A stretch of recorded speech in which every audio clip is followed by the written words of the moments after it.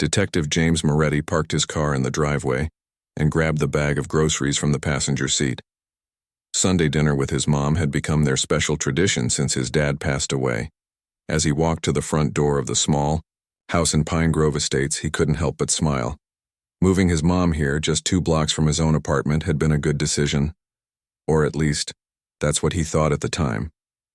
"Mom, I'm here," James called out as he let himself in with his key. The house smelled like home, a mix of the lavender air freshener his mom loved and something delicious cooking in the oven. Sophia appeared from the kitchen, moving carefully with her hand trailing along the wall for guidance. At 73, his mother was still beautiful, with silver hair cut in a stylish bob and warm brown eyes that, despite her failing vision, still lit up when she smiled. "There's my boy," she said, reaching out to pat his cheek once he came close enough. "Right on time, as always." James leaned down to kiss her cheek. Being punctual is part of the job description. He held up the grocery bag. "I brought that special coffee cake you like from Garcia's bakery." His mother's smile faltered slightly. "Oh, speaking of jobs, I got another notice today." James felt his stomach tighten. "From the HOA?" Sophia nodded, pointing to an official-looking letter on the coffee table.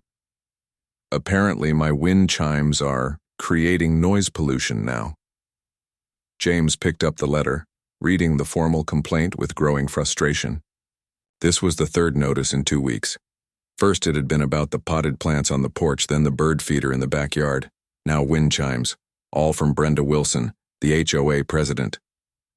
"This is getting ridiculous," James muttered, tossing the letter back on the table. 3 years ago, after his father's sudden heart attack, James had worried constantly about his mom living alone across town. Her eyesight was getting worse from macular degeneration, and the big old family home had too many stairs, too many dark corners. The gated community of Pine Grove Estates had seemed perfect. Single-level homes, well-lit streets, and neighbors who looked out for each other. "I knew I should have stayed in the old house," Sophia said, feeling her way back toward the kitchen. "I was doing just fine." James followed her, watching as she carefully felt for the oven mitts hanging by the stove. His heart ached seeing her like this, determined to be independent despite her disability. "You weren't fine, Mom. You fell twice in 1 month. And what about that time you left the stove on all night?" He took the mitts and gently moved her aside, opening the oven to check on what looked like a lasagna. "Besides, I like having you close by," Sophia sighed. "I like being near you too, sweetheart. But that woman, she's making me feel like I don't belong here." James knew exactly who that woman was. Brenda Wilson, around 55, with expensive clothes and hair that never moved even in the strongest wind. As president of the Homeowners Association, she ruled Pine Grove Estates like her personal kingdom. "Don't worry about her," James said, carrying the lasagna to the table. "I'll talk to her again." "That's what you said last time," Sophia reminded him, carefully counting steps to the cabinet where she kept the plates. 16, 17, here we go. James watched his mother navigate her familiar kitchen. She had memorized the layout, counting steps between appliances, marking important dials with raised stickers she could feel. Her determination made his chest swell with pride, and made Brenda Wilson's petty harassment even more infuriating. "I don't get it," he said, helping set the table. "Most of the neighbors seem nice. Mrs. Chen from next door even brings you those dumplings you like." "It's just Brenda," Sophia confirmed, slowly pouring water into glasses. "She was actually waiting at my door yesterday when I got back from my doctor's appointment." "Waiting at your door?" James frowned. What did she want? "To tell me my new welcome mat doesn't match the approved color scheme." Sophia laughed, but it sounded tired. "The blue one you got me for Christmas, remember? She said it was Mediterranean blue, when only navy and cobalt are approved." James shook his head in disbelief. "That's crossing a line." "There's something else," Sophia said hesitantly. She reached for his hand across the table, missing it first before finding it. "Tom Miller, you know, the nice retired teacher from down the street. He told me Brenda wanted her sister to buy this house. She was angry when I got it instead. James stared at his mother's concerned face. Suddenly, the petty complaints made more sense. So this is personal. I tried introducing myself, bringing her cookies. Nothing works. Yesterday I heard her tell someone on the phone that having handicapped people in the neighborhood brings down property values. James felt a flash of heat rise up his neck. If Brenda had said that to his face, badge or no badge, he would have had a hard time staying professional. You should have told me sooner, Mom, Sophia shrugged. What would you do? Arrest her for being mean? You can't fix every problem for me, James. No, but I can make sure she follows the law. If she's targeting you because of your disability, that's discrimination. They ate dinner, talking about lighter things. James's latest case, the boring parts only. His partner's new baby, the baseball season. But his mind kept circling back to Brenda Wilson and her harassment. As they finished their coffee cake, the doorbell rang. Are you expecting someone? James asked, already on alert. Sophia shook her head. No one. James went to the door, police instincts kicking in. Through the peephole, he saw Brenda Wilson herself, tapping an impatient foot on the welcome mat, the apparently non-regulation Mediterranean blue welcome mat. When he opened the door, her smile faltered visibly. Officer Moretti. I didn't realize you were here. Her voice was honey-sweet, but her eyes were cold. Detective Moretti, he corrected her. What can I help you with, Ms. Wilson? Brenda held up a formal-looking envelope. Just another friendly reminder about the community standards. Her gaze shifted past him to where Sophia had appeared in the hallway. Those hanging plants on the back porch need to be removed by Tuesday, Mrs. Moretti. The HOA board hasn't approved that style. Before James could respond, Sophia stepped forward. Those are my herbs, Brenda. My doctor suggested gardening as therapy for rules are rules. Brenda cut her off with a tight smile. No exceptions, not even for special circumstances. The way she said special circumstances made James's jaw clench. He took the envelope from her hand. Thank you for the reminder. We'll review it carefully. See that you do. Brenda's gaze swept critically over the front porch. Oh, and the wind chimes too. Sound violations carry a $100 fine. As she walked away, her heels clicking sharply on the sidewalk, James felt his mother's hand on his arm. Don't let her get to you, Sophia said softly. She's not worth it. But James watched Brenda's retreating figure with narrowed eyes. In his 15 years on the police force, he'd learned to recognize when someone was on a power trip and when they weren't going to stop on their own. Don't worry, Mom, he said, closing the door. Everything's going to be fine. What he didn't say was that Brenda Wilson had no idea who she was messing with, and that was about to become a very big problem for her. 2 months after Brenda's visit, James pulled into his mother's driveway and immediately noticed something wrong. Sophia's mailbox hung open, the metal bent and dented. He parked quickly and jogged up to examine it. This wasn't an accident. Someone had taken a hard object to the mailbox, smashing it with enough force to nearly separate it from the post. Not again, he muttered, fishing out the crumpled envelopes inside. This was the second time in 3 weeks. The first time he'd written it off as teenage vandals. But now he wasn't so sure. Inside, he found his mother on the phone, her voice upset. Yes, that's right. For the 3rd time now.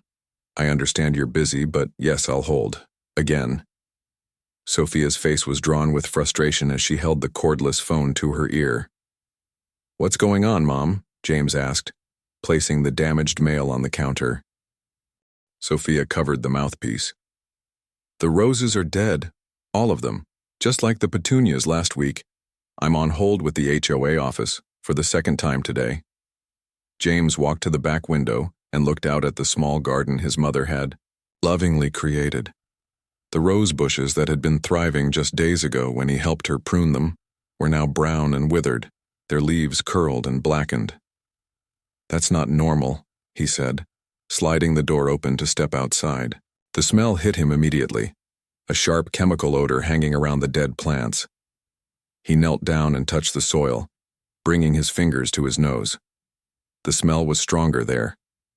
When he came back inside, Sophia was hanging up the phone with a sigh. "Let me guess," James said. "They'll look into it. They suggested maybe I overwatered them." Sophia felt her way to the kitchen sink to wash her hands. "I've been growing roses for 40 years, James. I know how much water they need."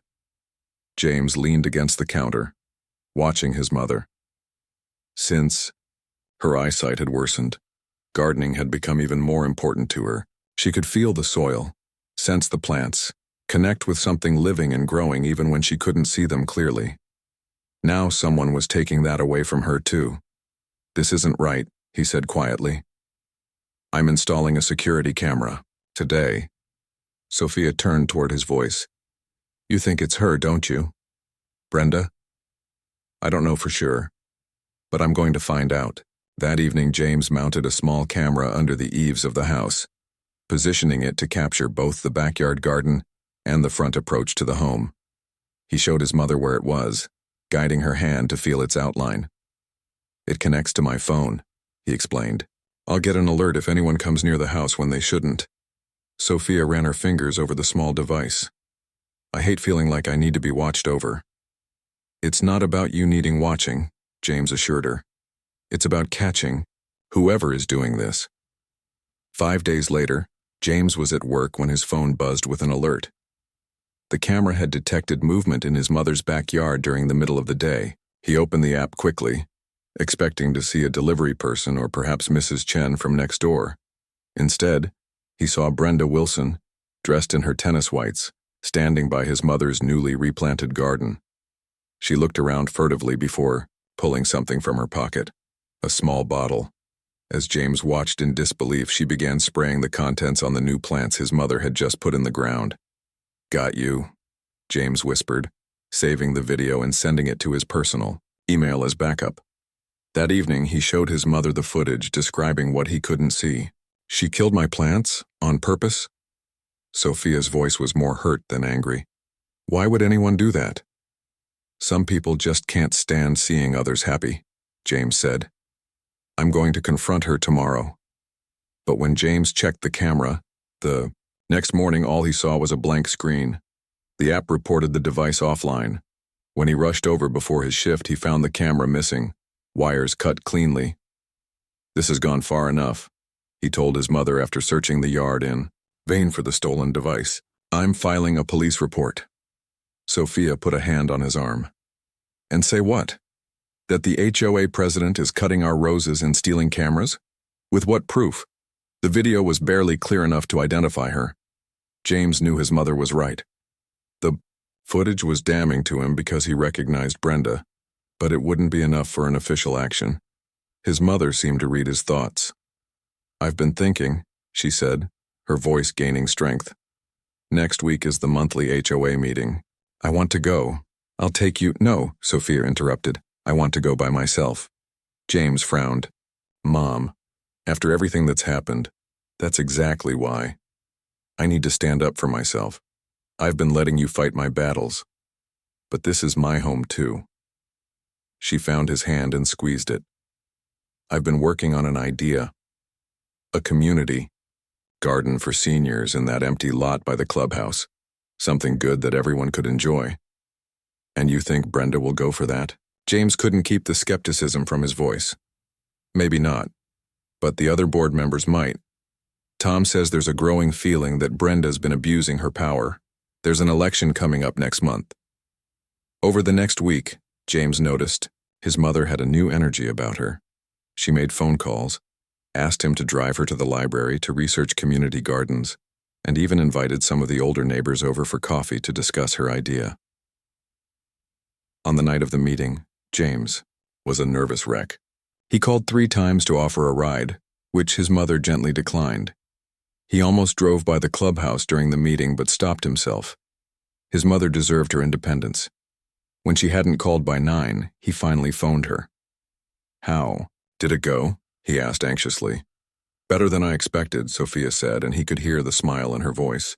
"I presented my idea and the board is going to consider it. Even put it to a community vote." "And Brenda?" His mother paused. "She wasn't happy. Tried to shut me down several times. But Mr. Patel, the retired architect, he spoke up for me, said it was exactly what the community needed. James felt a surge of pride. That's great, Mom. There's something else, Sophia added, her voice lowering. After the meeting, Brenda followed me outside. She told me to know my place and to stop making trouble, said things would get worse if I didn't. James's grip tightened on his phone.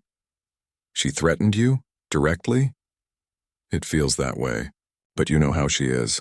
All smiles and sweet words with a knife hidden behind her back. The next morning, James was just getting ready for work when his phone rang. It was Mrs. Chen, his mother's neighbor. Your mother, she said, her voice urgent. She needs you. There's a package. James didn't wait to hear more. He was in his car and at his mother's house in under 5 minutes. Mrs. Chen met him on the sidewalk, pointing to a small box on the front step. It came special delivery, she explained. The man made me sign for it because your mother wasn't answering. It says it's from the eye doctor. James approached the package cautiously. It was professionally wrapped with a printed label. Free. Samples. Senior Vision Support Drops, as recommended by Dr. Taylor. Dr. Taylor was indeed his mother's ophthalmologist, but something felt very wrong. Later that afternoon, when James called to check on his mother, there was no answer. James stared at the package, his police training kicking in. The label looked professional, but something felt off. He took out his phone and called Dr. Taylor's office. Good morning, this is Detective Moretti. Did Dr. Taylor's office send out free sample eye drops to patients recently? The receptionist sounded confused. No, Detective. We never mail samples to patients' homes. That would be against our policy. James thanked her and hung up, his unease growing. He was about to call his mother when Mrs. Chen spoke up. She's not answering her door. I knocked several times before. Calling you? A cold feeling washed over James. He rushed to the door, key already in hand. Mom, are you home? He called as he entered. No answer. Sophia? Mrs. Chen followed him inside, concern etched on her kind face. James moved quickly through the small house, checking each room. When he reached the hall bathroom, he heard it, a soft moaning sound that made his heart stop. Mom. He pushed. The door opened to find Sophia on the floor, curled in pain, hands pressed against her eyes. Beside her lay an open package, a small bottle rolling back and forth on the tile floor. It burns, she cried when she heard his voice. James, my eyes. It's burning. James knelt beside her, gently trying to move her hands. Let me see, Mom. Let me help you. What he saw made his stomach turn. Her eyes were red and swollen, tears streaming down her cheeks, and there was a strange cloudy film forming over both eyes. Call 911, he shouted to Mrs. Chen, who was already dialing. James grabbed a clean washcloth, wet it with cold water, and gently pressed it to his mother's face. Help is coming, Mom. Just hold on. Her hand found his arm, gripping it tightly. The drops. She gasped through her pain. I thought they were from the doctor. James spotted the bottle on the floor. Using a tissue, he carefully picked it up without touching it directly. The label said, Enhanced Vision Drops, but he could smell a sharp chemical odor coming from the bottle. Nothing like medical eye drops. The liquid inside had a slightly thicker consistency than normal drops. When the paramedics arrived, James showed them the bottle. I think it's been tampered with, he said, his voice tight with controlled rage. It smells like some kind of adhesive. The paramedics worked quickly, flushing Sophia's eyes and giving her something for the pain before loading her into the ambulance. James followed in his car, the bottle sealed in an evidence bag beside him. His mind raced with horrible possibilities. If this was what he suspected, if Brenda had actually put glue in eye drops meant for his disabled mother, then this had gone far beyond homeowners association harassment. This was criminal assault. At the hospital, James paced the emergency room waiting area, badge displayed prominently on his belt. He'd already called his captain and explained the situation. Within an hour, a crime scene unit was at his mother's house, and the eye drop bottle was on its way to the lab. Detective Moretti? A doctor in a white coat approached him. I'm Dr. Patel, the ophthalmologist on call. James shook her hand, trying to read her expression. How is she? Your mother is stable, but I'm concerned about the damage to her corneas. Dr. Patel's voice was gentle but direct. The substance in those drops appears to be a type of cyanoacrylate adhesive. Superglue, essentially. James felt sick. Superglue? In her eyes? We've flushed her eyes thoroughly and applied a special solvent to break down the adhesive. But with her pre-existing macular degeneration, the doctor hesitated. The damage could be permanent. We won't know for sure until the swelling goes down. James leaned against the wall trying to process the information. The doctor put a hand on his shoulder. She's asking for you, Dr. Patel said. She's sedated for the pain, but she's awake. Sophia lay in the hospital bed, her eyes covered with gauze pads, an IV in her arm. She turned her head slightly when she heard James enter. Is that my tough guy? She asked, her voice raspy. James took her hand, swallowing hard. Hey, Mom, did they tell you? About the glue? Yeah, they told me. He squeezed her hand. Mom, I need to ask you something important. The package, did you open it right away? Sophia nodded slightly. It came yesterday. I put it aside because I was tired from the meeting. This morning I opened it with my coffee. There was a note inside typed, saying Dr. Taylor wanted his patients to try these new drops. And you didn't notice anything strange about the drops?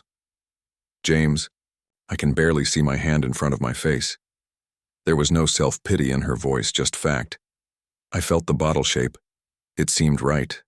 I couldn't read the label clearly, but it had the right colors. The doctor's name was on it. James made mental notes of everything she said. Whoever did this had planned carefully, targeting a visually impaired woman who wouldn't be able to notice subtle differences in packaging or liquid. I know who did this, Sophia whispered, her voice breaking. After the meeting, she was so angry. We'll get her, Mom. I promise you that. James had never meant anything more in his life, but right now I need you to rest and heal. He stayed until she fell asleep, then stepped out of the room. In the hallway, he pulled out his phone and called his partner, Detective Lisa Nguyen. Lisa, I need a favor. A big one. What's going on, James? You sound terrible. Someone put superglue in eye drops and sent them to my mother. His voice was steady now, cold with determination. I need a forensics team at her house. Full workup, fingerprints, fibers, DNA, everything. Your mother? Lisa's shock was evident. Of course. I'll handle it personally. Do you have a suspect? Brenda Wilson, HOA president, lives on Maple Court in Pine Grove Estates. There was a short pause. This is about that harassment you mentioned before? It's escalated to assault? Attempted murder is more like it. James watched a nurse check on his mother through the door window. My mother might lose what little vision she had left. I'll get the search warrant for Wilson's house. Computer, credit card records, everything. You stay with your mom. After hanging up, James sat in the uncomfortable waiting room chair, his mind shifting from worried son to determined detective. He wouldn't make rookie mistakes on this one. Everything would be by the book, the evidence rock solid. 4 hours later, his phone buzzed. It was Lisa. We hit the jackpot, James. The package had partial prints that match Brenda Wilson's right index finger from her teaching license database. And we found the receipt for the superglue in her car, purchased 2 days ago at the hardware store on Main. What about her computer? Even better. Search history includes how long does superglue take to activate and can eye injuries be traced back. Plus, she ordered the fake labels online. James closed his eyes, relief washing over him. They had her. There's more, Lisa added. Security footage from the community gate shows her car leaving at 7:15 a.m. yesterday, during her usual tennis time according to her calendar. The delivery service confirms a woman matching her description dropped off the package at 7:30. It's enough for an arrest warrant, James said. Already got it. But James, Lisa paused. I heard her sister booked a flight to Phoenix leaving tonight. If Wilson is planning to run, she's not going anywhere, James interrupted, standing up. Except to jail. As he ended the call, a nurse approached him, her face concerned. Detective Moretti? Your mother is asking for you. She's very upset. James hurried back to the room to find Sophia trying to sit up, her bandaged face turned toward the door. James, is that you? Her voice was panicked. I can't see anything. Nothing at all. James froze at his mother's words. Mom, just stay calm, he said, pressing the call button for the nurse. Dr. Patel said there would be a lot of swelling. Your eyes are bandaged right now. No, James. Sophia's voice trembled. Before the bandages, when the doctor was examining me, I couldn't see the light they were shining. Nothing at all. Dr. Patel arrived quickly, concern on her face. Mrs. Moretti, let's not jump to conclusions. The adhesive caused significant inflammation. We need to give the medication time to work and the swelling to go down. But even as she spoke, James could see the worry in the doctor's eyes. This was worse than they'd initially thought. I'd like to run some more tests, Dr. Patel continued. We'll know more tomorrow. After the doctor left, James sat beside his mother, holding her hand. His phone buzzed with updates from Lisa about the investigation, but for now he was just a son worried about his mom. You should go, Sophia said after a while, somehow sensing his restlessness. I know you want to be part of bringing her in. I'm not leaving you, James insisted. Sophia reached out, finding his face with her hand. James Anthony Moretti. I raised you to finish what you start. I'll be right here with nurses checking on me every 15 minutes. That woman tried to take my sight, but she's not taking my son too. James smiled despite himself. Even in crisis, his mother's spirit remained unbroken. I'll be back as soon as I can, he promised, kissing her hand. Outside the hospital, James called his captain. Sir, I know I shouldn't be involved in this case, but... You're damn right you shouldn't, Captain Reynolds interrupted. But I also know you'd never forgive yourself if you weren't. So here's the deal. You can be present for the arrest, but Nguyen is lead. You follow her orders. One step out of line, and you're back on desk duty so fast your head will spin. Clear? Crystal? Clear, sir. Thank you. James met Lisa at the station where a small team had gathered. The plan was simple. They would arrest Brenda Wilson at her home, with a forensics team ready to execute the search warrant. Her sister's flight leaves at 9:30, Lisa told James. We've got eyes on Wilson's house. She's home now, but she's been on the phone all afternoon and she packed a suitcase about an hour ago. She's planning to run, James said, checking his service weapon. Not going to happen, Lisa assured him. You good to do this by the book? James nodded. Absolutely. No mistakes. The sun was setting as 4 police cars pulled up near Brenda Wilson's pristine 2-story house. James, wearing his full uniform and badge, sat in the passenger seat of Lisa's unmarked car. They watched as Brenda loaded a large suitcase into her Mercedes SUV.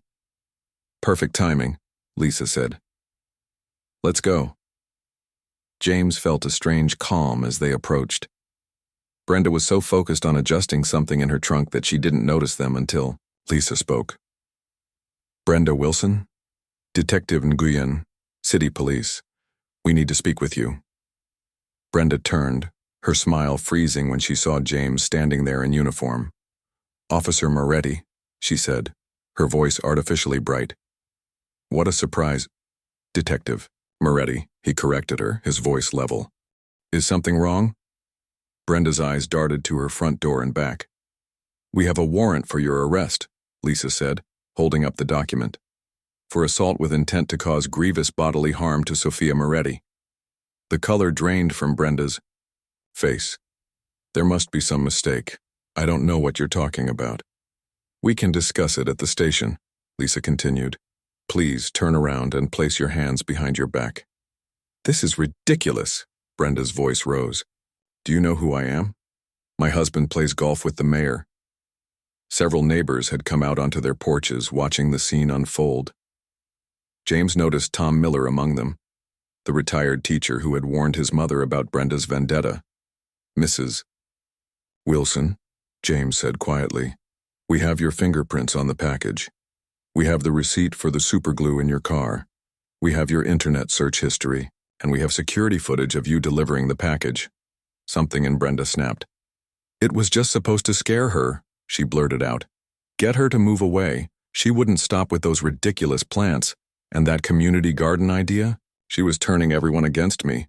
Lisa quickly moved forward. You have the right to remain silent. Anything you say can and will be used against you in a court of law.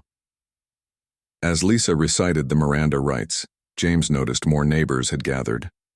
Phones were out, recording the scene. Mrs. Chen stood at the front of the group, arms crossed, satisfaction on her face. The property values, Brenda kept saying as Lisa handcuffed her. She was ruining our neighborhood image. People don't want to see handicapped people walking around with canes and special equipment. James felt his jaw clench but remained professional. As Brenda was led to the patrol car. Just before she was placed in the back seat, Brenda turned to James. It was just eye drops and a little glue. How was I supposed to know it would do real damage? She's probably faking anyway. It took every ounce of James's professional training not to respond. Instead, he watched silently as the car door closed on Brenda's protests. A hand touched his shoulder. It was Tom Miller, the retired teacher. I should have said something sooner, Tom said, regret in his voice. Brenda's been bullying people for years. Your mother was just the first one brave enough to stand up to her. You did say something, James replied. You warned my mom about Brenda wanting that house. It helped us understand what was happening.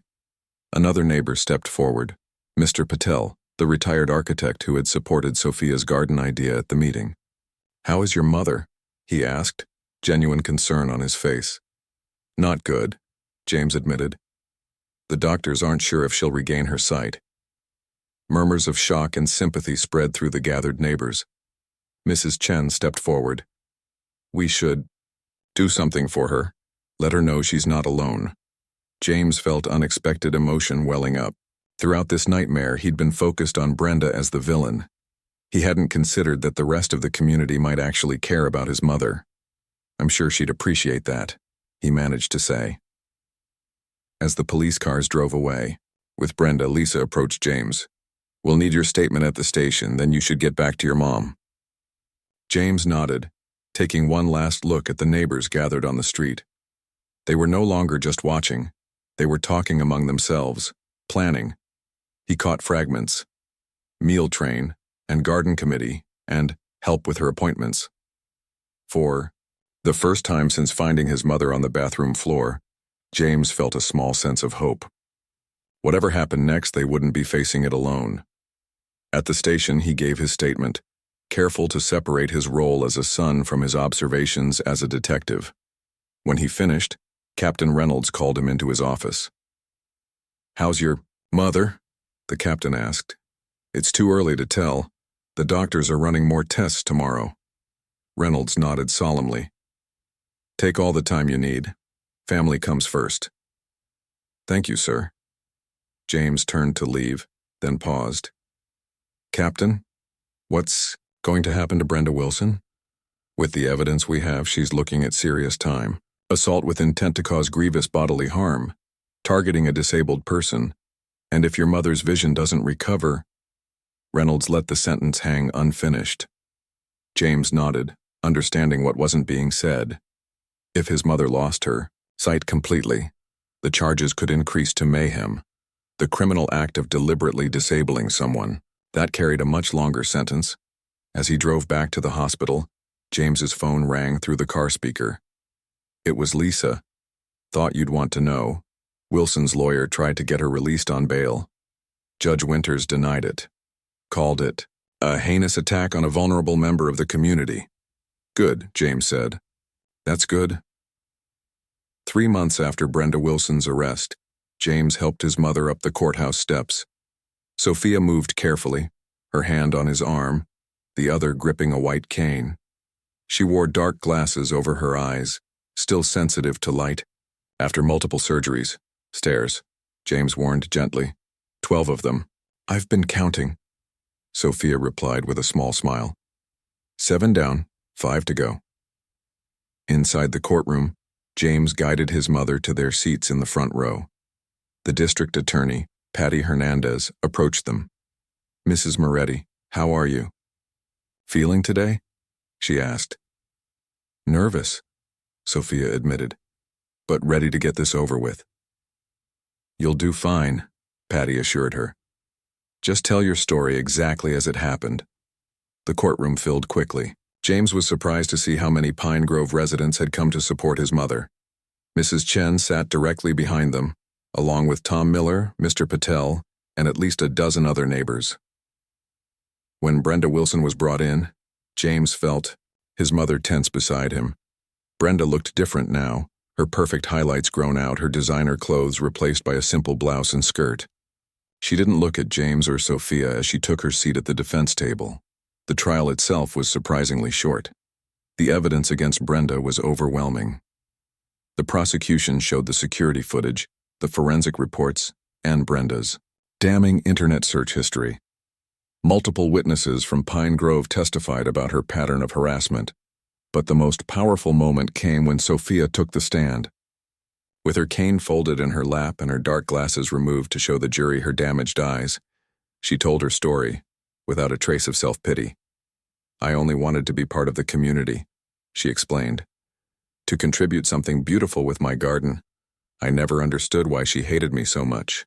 "And what has been the impact of this attack on your life?" Patty asked. Sophia took a deep breath. "I lost what little vision I had left in my left eye. My right eye can still detect some light and shadows, but not enough to read or recognize faces. I've had to learn a whole new way of living." "Do you feel anger toward the defendant?" Patty asked. Sophia thought for a moment. "Not anger. Sadness. That someone could be so cruel over something so small as a garden." The defense tried to paint Brenda's actions as a prank gone wrong. "My client never intended to cause permanent harm," her lawyer argued. "She made a terrible mistake in judgment, but she's not a monster." But Brenda's earlier outburst during her arrest and her lack of remorse worked against her. When the jury returned after just 2 hours of deliberation, their verdict was unanimous. Guilty on all counts. The judge, a no-nonsense woman with silver hair, looked directly at Brenda as she delivered the sentence.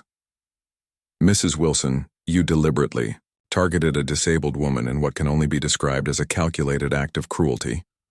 The court sentences you to 12 years in state prison." As Brenda was led away, James felt his mother's hand on his arm. "Is it over?" she asked quietly. "Yes, Mom. It's over." Outside the courthouse, reporters wanted statements. James shielded his mother from most of them, but Sophia surprised him by stopping to speak with one young journalist. "What would you like to say to Mrs. Wilson now?" the reporter asked. Sophia thought for a moment. "I hope she finds peace. Hatred hurts the person who carries it most of all." On the drive home, James glanced at his mother in the passenger seat. "That was pretty generous of you after everything she did." Sophia smiled slightly. "Carrying around anger won't help me see again, will it? Besides, I've got too much to do to waste energy on her." That was certainly true. In the months since the attack, Sophia's life had transformed in unexpected ways. The community that had once seemed so hostile had rallied around her. Tom Miller had organized a volunteer reading program, where neighbors took turns reading books and mail to Sophia. Mrs. Chen came by daily, often bringing homemade dumplings and staying to describe her garden in vivid detail. Most surprising of all, the HOA board, now led by Mr. Patel, had unanimously approved Sophia's community garden proposal. They'd even named it Sophia's Place. As James pulled into his mother's driveway, he saw a small group of people waiting. Mrs. Chen waved enthusiastically. Tom Miller held a large cake box. Mr. Patel stood beside what looked like a wooden sign. "What's all this?" Sophia asked, hearing the car doors opening and voices calling greetings. "I think you have a welcome committee," James said, helping her out of the car. "We came to celebrate," Mrs. Chen announced, giving Sophia a gentle hug. "Justice is served, and now we move forward." Mr. Patel stepped forward. "Mrs. Moretti, we've finished the sign for the garden. Would you like to feel it?"